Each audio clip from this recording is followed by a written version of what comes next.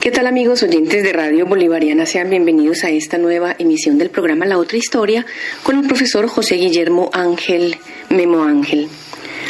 Profesor Memo Ángel, hay un tema que ha circulado en el país en el último tiempo y es sobre la importancia, no y no únicamente en el país, realmente en el mundo, sobre el tema de la importancia de las humanidades. En un, digamos, mundo tan mercantilista como en el que estamos viviendo, a muchos les parece que el tema de las humanidades pues no está dentro del campo de la producción económica, porque eso no se puede traducir en caja menor ni en caja mayor, dicen algunos, y por eso pues han desdeñado el tema de las humanidades. Qué bueno sería que usted nos aclarara un poco el tema de las humanidades, por qué es importante para el mundo, no únicamente para el mundo de hoy, sino porque siempre ha sido importante tener en cuenta en la educación el tema de las humanidades. A ver, las humanidades simplemente tienen que ver con el papel que el hombre cumple con relación al lugar que ocupa, con relación a las cosas. Hay una palabra muy bonita que se nos ha olvidado y es la palabra sustantivo. El sustantivo es lo que diferencia personas de animales y de cosas. Si bien el sustantivo habla de personas, animales y cosas, la persona tiene nombre propio. Por eso es que se escribe el nombre de cualquier persona con mayúscula, para indicar que la persona sabe quién es. Eso era muy común entre las culturas antiguas, cuando los nombres de las personas tenían definiciones. O sea, usted no se llama de tal manera porque le gustó a su papá, sino porque ese nombre significa algo. Y al significar algo ya tengo un camino para avanzar. Entonces yo digo José. José en hebreo, Yosef traduce y Dios proveerá. O sea, hay que trabajar, querido. Dios da, pero si usted no trabaja, no da. ¿Cierto? Entonces ahí era donde el sustantivo, cuando se aplicaba a las personas, dándole nombre, la persona ya entraba a diferenciarse de los demás y en esa diferencia a establecer relaciones con los demás. Porque es que la medida en que se diferencia, relaciona. O sea, un médico se va a relacionar con enfermos, pero también se va a relacionar con químicos farmacéuticos y también se va a relacionar con la ecología. Entonces las humanidades se plantearían, no creo yo, a partir de la enseñanza y entendimiento de la gramática.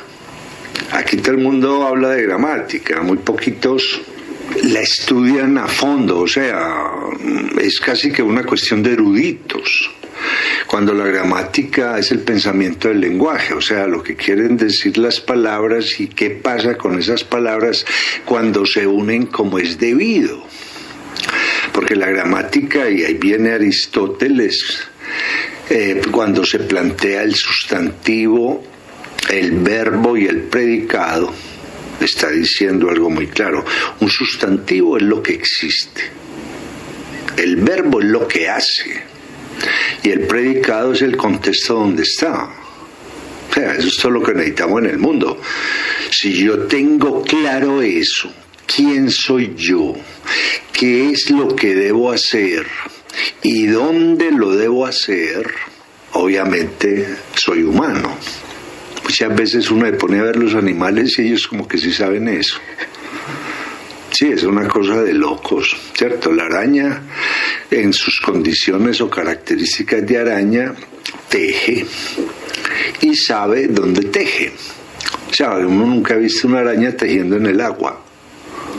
Ahí no se teje.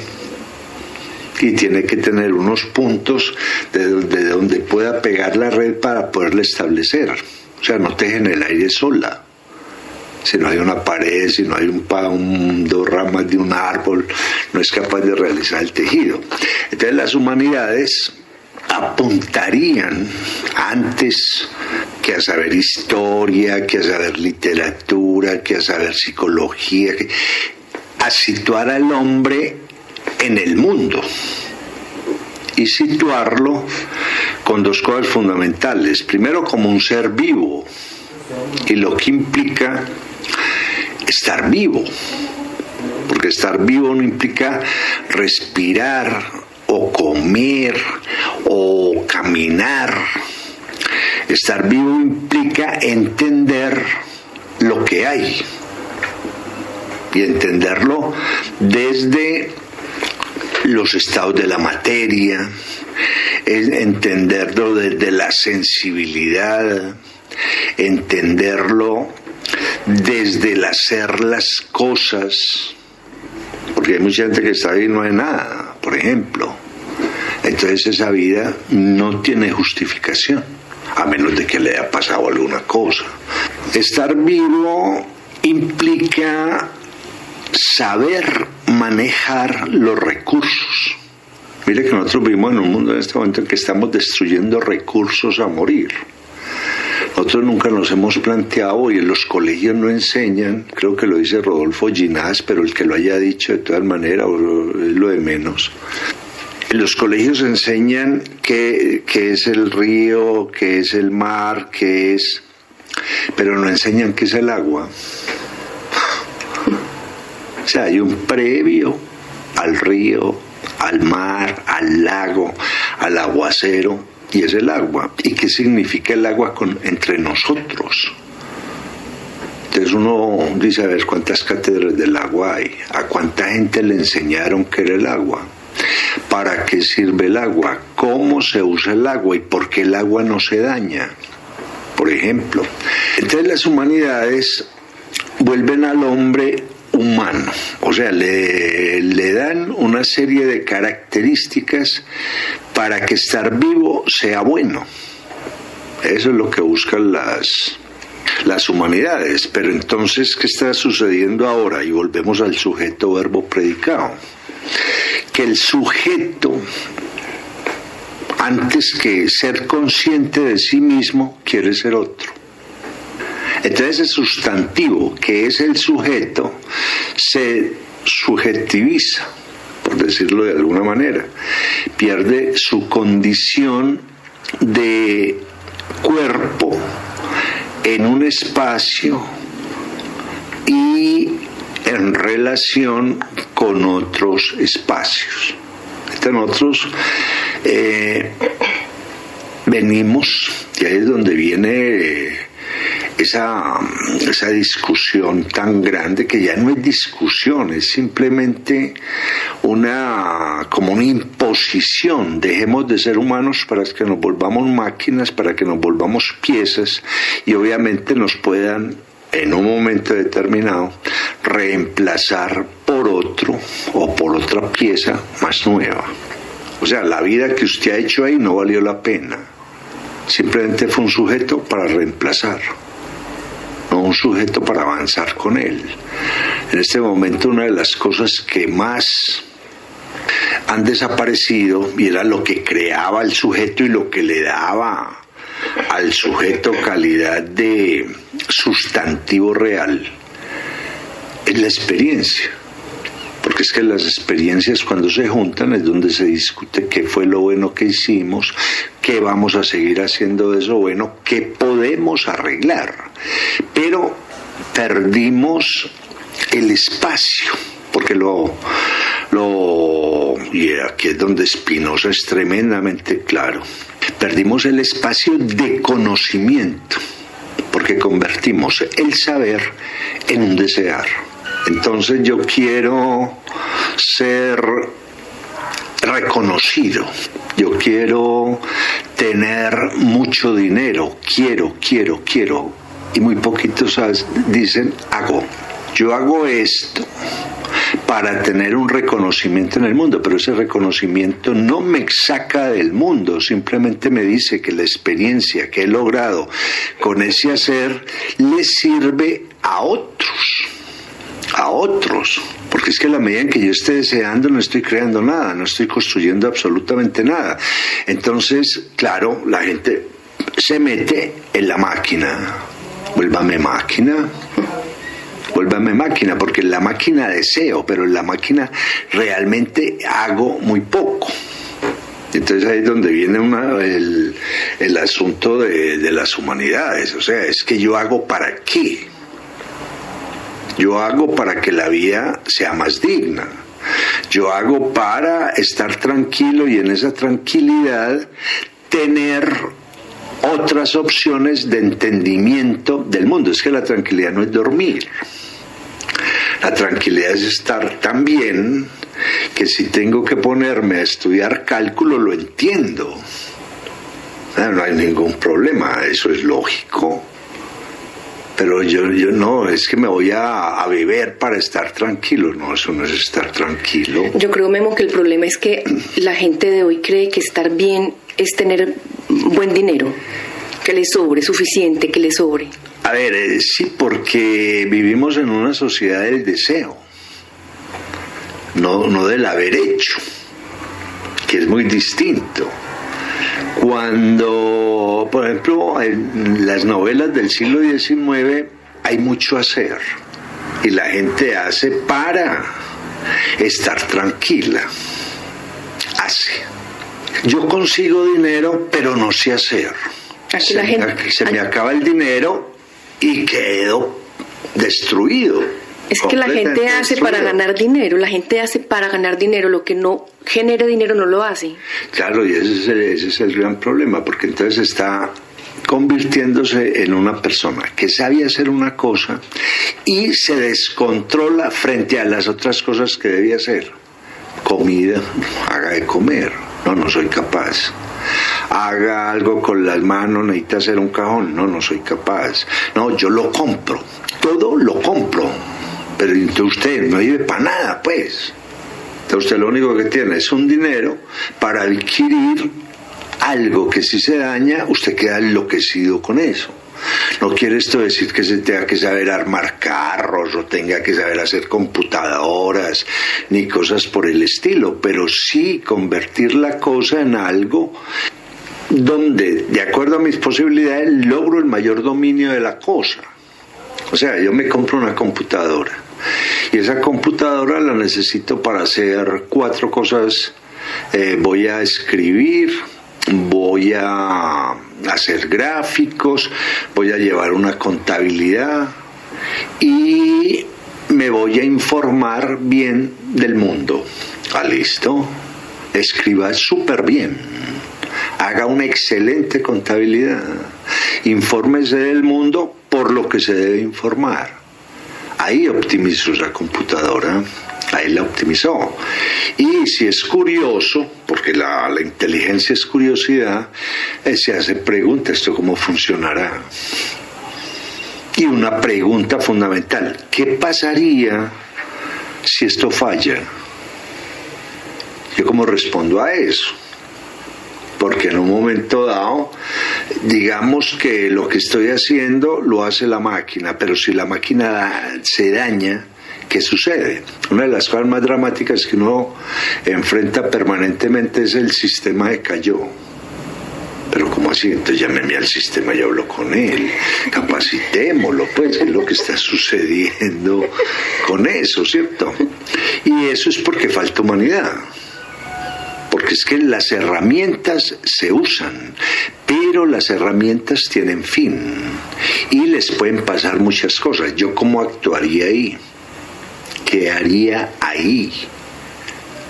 Ahora, esas humanidades tienen que ver con los demás, porque es que la relación con el otro siempre ha sido fundamental. Siempre ha sido fundamental. El otro es lo que me da seguridad. Yo solo no me doy seguridad, a menos de que me esconda.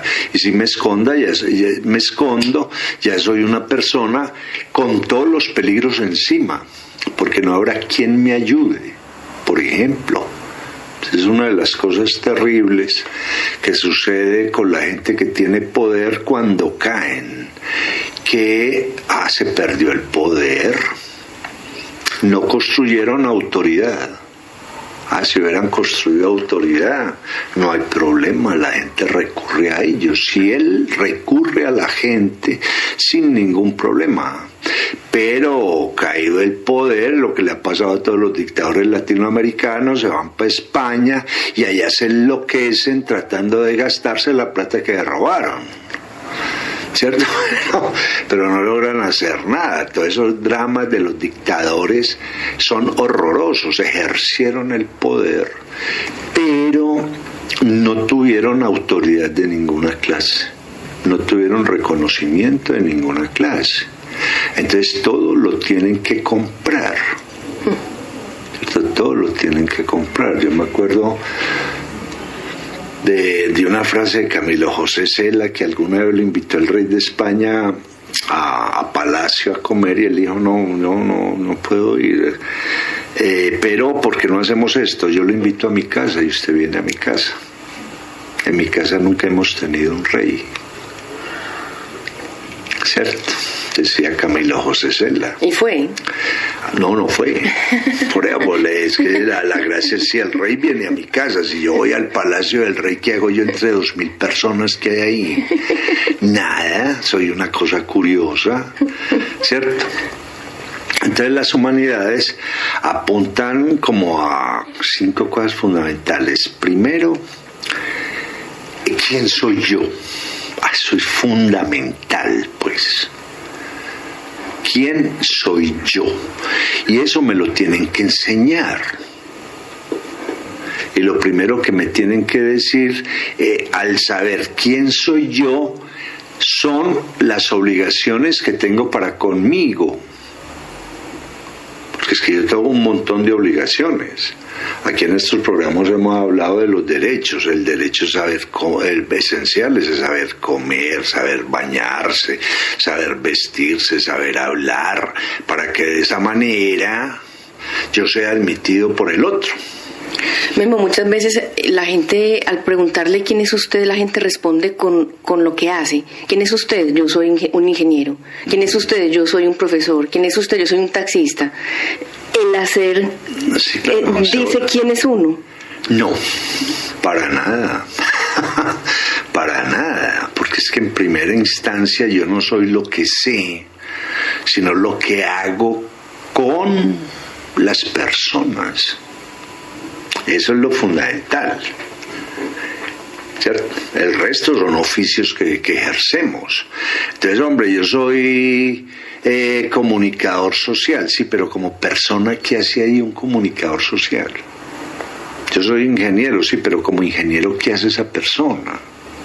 Porque si no, nos vamos a encontrar con gente con excelentes profesiones y tremendamente crueles.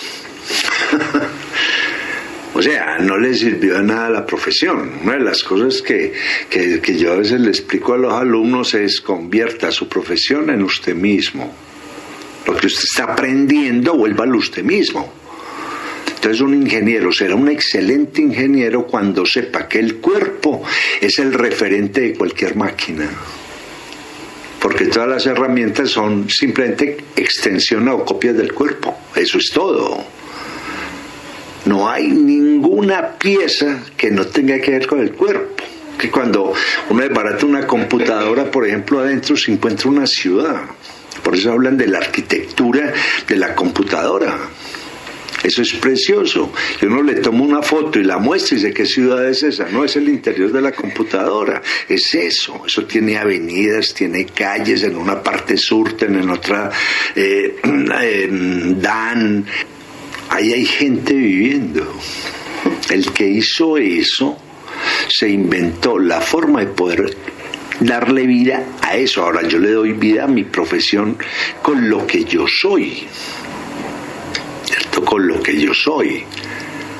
Entonces un arquitecto debe entenderse primero como que él es una casa. ¿Qué recursos tiene? ¿Qué obligaciones tiene en esa casa? ¿Qué espacialidades tiene? Pero a nosotros, obviamente, no es por quitarnos la condición de sujeto o de sustantivo, nos están diciendo: vuélvase esa cosa.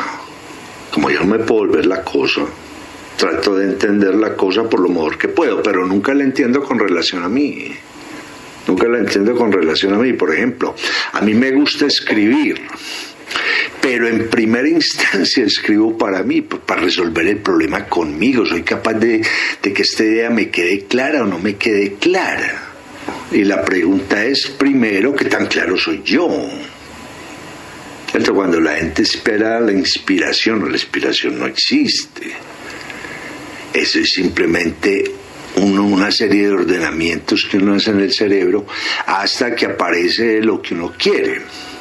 Por eso, si usted está mal, produce mal. Lo primero es quién soy yo como persona, cuáles son mis roles. Y esa palabra que tanto le gusta a los que estudian filosofía, epimeleia, el cuidado de sí no es el egoísmo. Yo cuido de mí para ser admitido por los demás. Si voy limpio, si hablo correctamente. En ese sentido los persas lo tenían muy claro. Las ciudades serán habitadas por personas que sepan hablar bien. O si no, esto no va a volver un enredo. ¿Cierto? Entonces la epimeleia no es que yo cuido de mí, me voy y me miro a un espejo y alzo pesas y... No. Yo cuido de mí para ser admitido por el otro. Y para que con el otro logre mejores acciones. Ahora viene el asunto de yo dónde estoy. Eso lo hemos dicho aquí muchas veces. ¿Usted dónde está situado? Para que el mundo desde ahí pueda ser entendido. Es que yo no entiendo el mundo desde Europa, yo no entiendo el mundo desde los Estados Unidos. Yo lo entiendo desde la cordillera central en Colombia, en una cadena montañosa que se llama los Andes. Y eso tiene otras características. Entonces, las humanidades me dirán y me enseñarán a usar mi territorio, porque yo estoy ahí. Y en ese territorio tengo la posibilidad de crear un hogar, o sea, un sitio donde yo produzco para que mi vida sea buena. Que la palabra hogar es muy bonita, es el fuego, por eso de la palabra hogar viene hoguera. Entonces, ¿qué está haciendo con esa posibilidad que tiene de construir primero personas a su alrededor? Es que estamos súper equivocados. Nosotros nos dimos a hacer cosas. O sea, nos olvidó uno de los mandamientos esenciales: no haga ídolos. No haga eso, porque entonces usted le va a empezar a dar característica a lo mismo que usted hace. Aquí hay gente que cree que la tecnología está por encima de ella. No, la tecnología no es enchufarla y ya, hasta ahí llega, no se puede dar más, ¿cierto? Entonces hacemos y nos enamoramos de lo que hacemos, cuando eso que hacemos es simplemente lo que tenemos que hacer para mejorar a otro. Pero si yo considero que eso que yo hago es simplemente para yo volverme muy importante y conseguir mucho dinero, pues usted ya comienza a labrar su propia desgracia. La epimeleia, que es el cuidado de sí, no consistiría en mejorarme primero a mí. Sí, claro. Para después poder mejorar al otro. Claro, pero lo hago porque existe otro, no porque existo yo. Es que el problema en el que estamos nosotros es que aparece un montón de gente que perdió su calidad de sustantivo, que considera que él es único. Ya, entonces ahí se dañó todo. Ahí se dañó todo. Es que vuelvo y repito lo que he dicho muchas veces. ¿Yo por qué estoy aquí en este programa? Porque un señor hizo una camiseta, otro hizo unos zapatos, otro hizo queso, otro refinó gasolina, otro recogió café, otro lo secó, otro llevó el agua a mi casa, otro hizo jabones, otro hizo pastas dentales, otro hizo un peine, donde eso no exista, yo no existo. No estaría aquí hablando, ¿cierto? ¿Cuánta gente existe en el mundo para que yo esté aquí hablando de humanidades? ¿Y qué han hecho con el mundo para que yo esté aquí hablando de humanidades? ¿Cierto? Pues no puedo empezar a delirar yo mismo. Y eso es lo que se nos ha olvidado. Y eso es lo peligroso de no enseñar humanidades.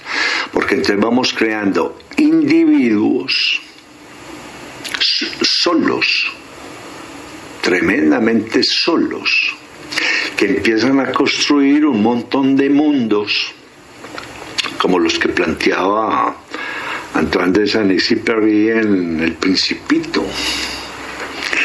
Todo el mundo metido en un asteroide, ¿cierto? Haciendo broma, prende faroles todo el rato, aquel hace cuentas todo el rato, pero que se extrañan cuando alguien llega, y ese extrañamiento es miedo. ¿Usted a qué vino?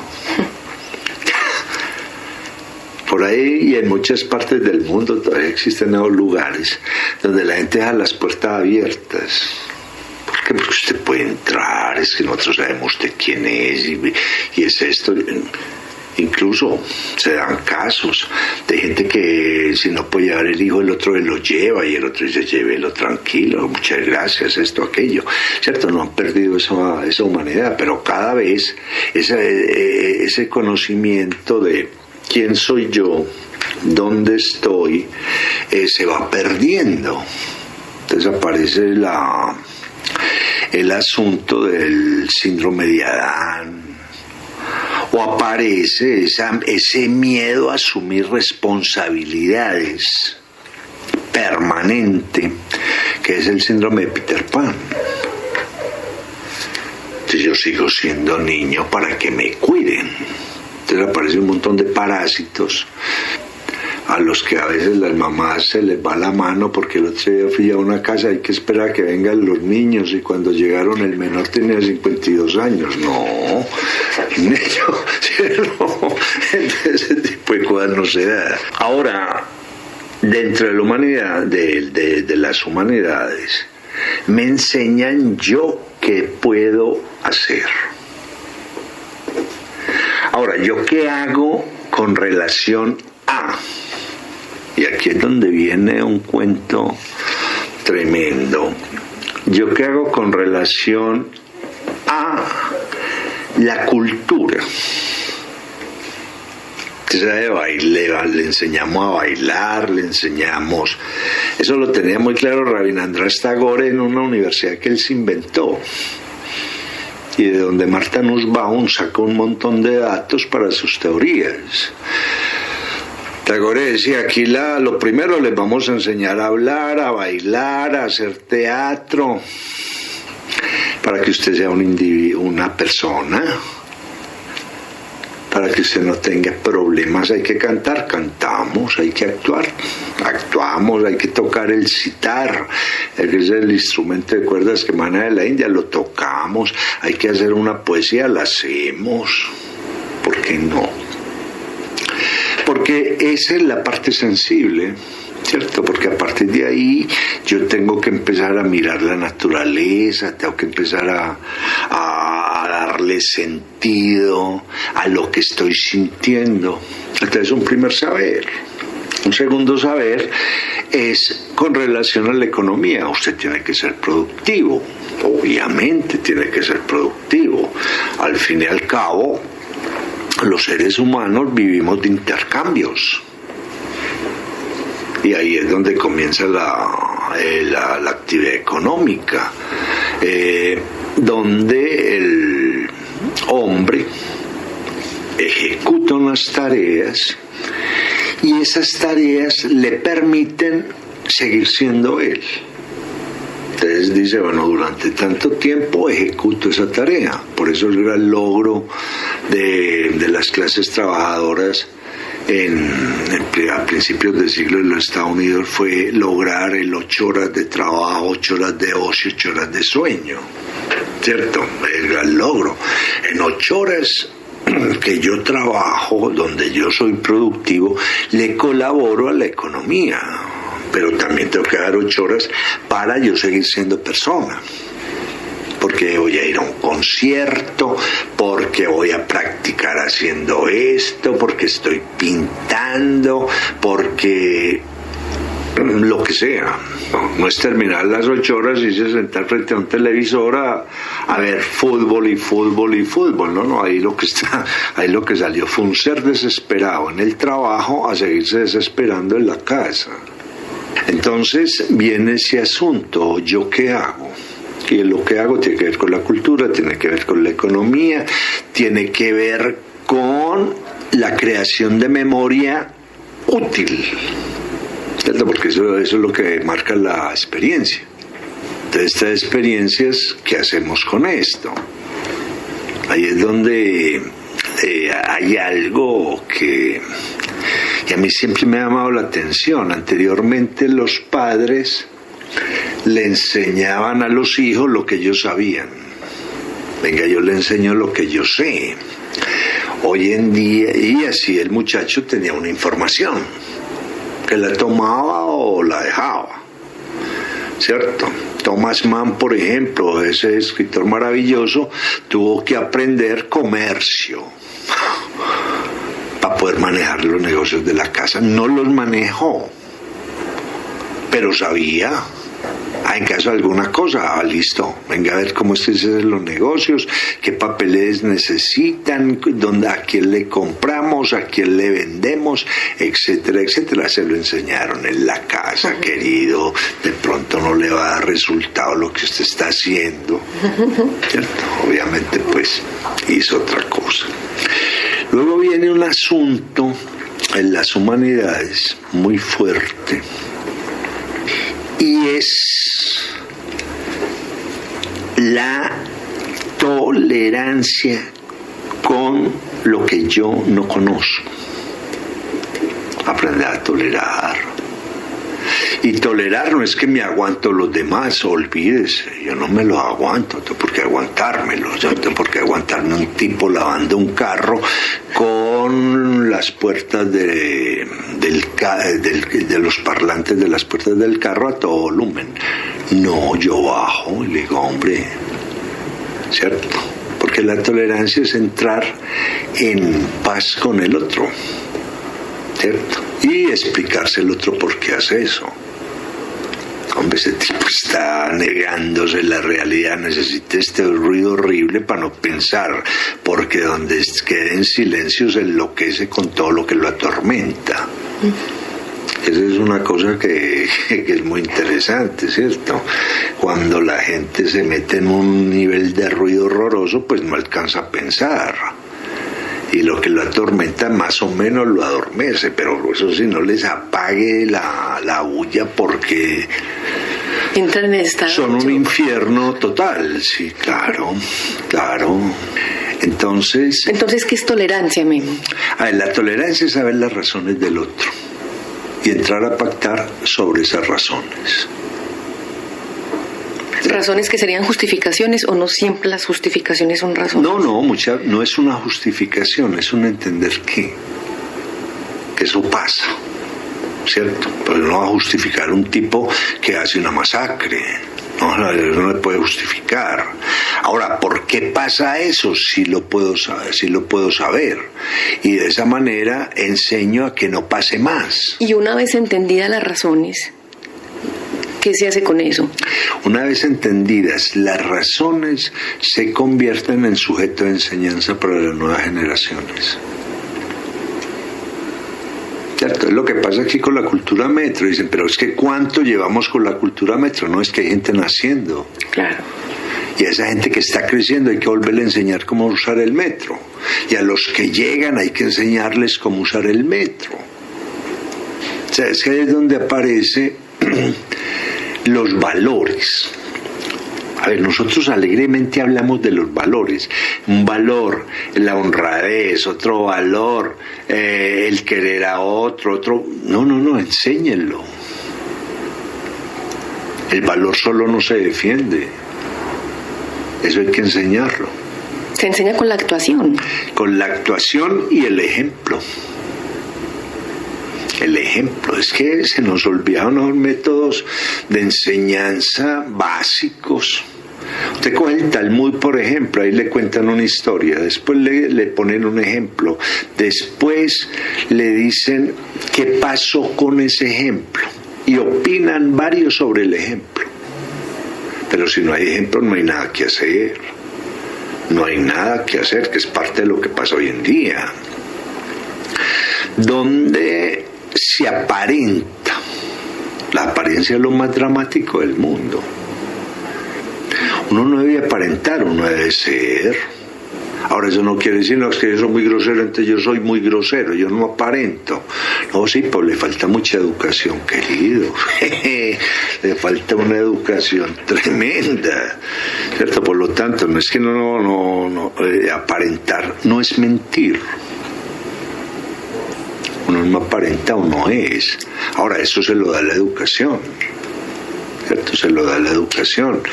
Porque nosotros nos diferenciamos en mucha parte de los animales en la forma en cómo nos educamos para aprender mucho más.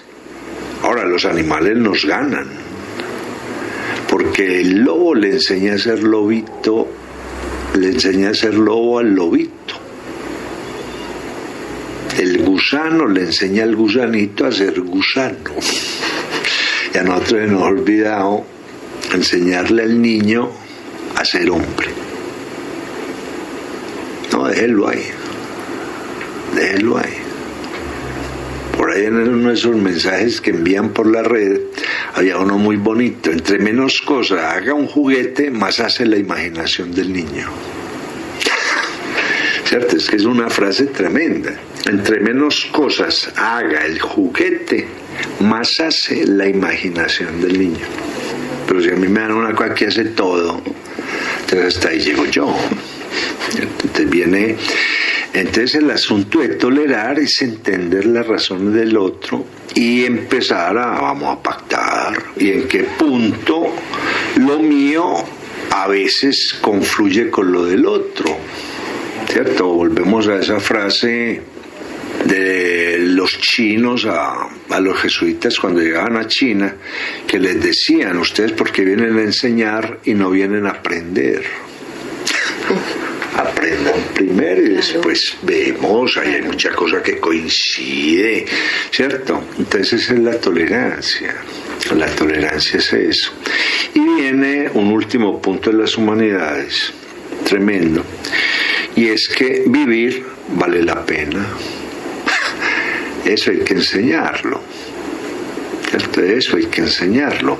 Vivir vale la pena. ¿Por qué? Porque es la única oportunidad que tenemos. Es la única oportunidad que tenemos. No sabemos para dónde vamos. Los creyentes dicen: hombre, no vamos a ir al cielo, está bien, o si hace mal se va a ir a tal parte. Pero realmente solo tenemos lo que estamos viviendo ahora. Por eso en el ahora no se desea, se construye. Hay una señora en este momento, las famosas señoras de Belén que yo uso, que quiere un almuerzo maravilloso y ya lo está construyendo. Ya picó legumbres, partió papas, organizó ollas. Ay, que se lo come, pero lo está construyendo. Ya no se sentó a bueno y a desear ese almuerzo, no, lo está haciendo, por eso son tan gordas, ¿cierto? Sí, porque se construyen ellas mismas sin ningún problema. Entonces viene ese asunto de darle a la vida valor, que es lo que no le estamos dando. Es una cosa tremenda lo que nos está pasando. Uno a veces, muchos científicos ya es casi que esconden lo que descubren porque dicen esto lo van a usar para matar. ¿Cierto? Esto lo van a usar para esto. Entonces ya empiezan unos principios morales. Y para eso es la ética, para enseñar esos principios morales. Porque las humanidades es simplemente eso, la ética del hombre. Memo, ¿cuáles son las materias de las humanidades?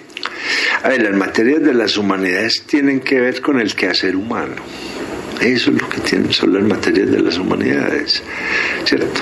Con el hombre cuando se hace esas preguntas, ¿yo quién soy? Entonces viene la historia, viene el derecho, que le dice usted tiene estas deberes, estos derechos, la psicología, yo porque pienso así, hago así, la filosofía, o sea, es todo lo que me construye como ser humano. Y ya luego las ciencias naturales son las que me dicen qué puedo hacer en términos técnicos con la naturaleza, porque ya el otro, si ha tenido humanidades, sabe cuál es su relación con la naturaleza y después con base en esa relación construye. Hombre, podemos sacar esto, hacemos esto, este recurso hay que mantenerlo vigente, no abusemos de esto, hagamos esto. Las humanidades pretenderían tener al ser humano en el centro del universo, teniendo la atención completa del universo sobre él. Pues más o menos sí, porque es que de todas maneras el universo existe por lo que nosotros creemos que es. ¿Cierto? Ese es el asunto, entonces siempre seremos el centro, ¿cierto? Antropocéntricos, o sea, todo gira alrededor de lo que nosotros entendemos. ¿Cierto? Habría que vivir en otra galaxia y a ver allá qué piensan. ¿Qué es lo que entienden allá? Sí, que es lo que entienden allá, ¿cierto? Entonces sí, pero el universo como ese espacio donde vivir es bueno. Es bueno, y bueno no quiere decir que es una dicha no, es bueno mirar al cielo porque en primera instancia me relaja, pero también me enseña cosas espectaculares. Entonces mirar el cielo es bueno y entender el cielo es mucho mejor, porque al entender el cielo yo traigo eso a la vida en la tierra. Entonces cuando se dice, hombre, Luis XIV era el rey sol, sí, conocían ya el sistema solar, todos ustedes, mis ministros, giran alrededor mío, y usted hace esto, y ahí dice, bueno, usted gira más rápido, hace las cosas más chiquitas, pero me las hace más efectivas y ya, usted gira más lejos, por lo tanto se va a demorar más en darme la vuelta, pero, o sea, es entender, o sea, cuando Buda dice, hombre, la vida es un río, si uno nace y llega al mar. Ahora, pero ya empieza a pensar ese río donde se ensucia, ese río que carga encima, ese río. En este momento hay gente que va por el río y no tiene idea que él es un río, y va a toda velocidad. ¿Cierto? Entonces las humanidades hacen que yo simplemente sea inteligente. No más, sea inteligente. Sí, porque hay una cantidad de gente que hace lo que usted quiera, pero inteligencia cero.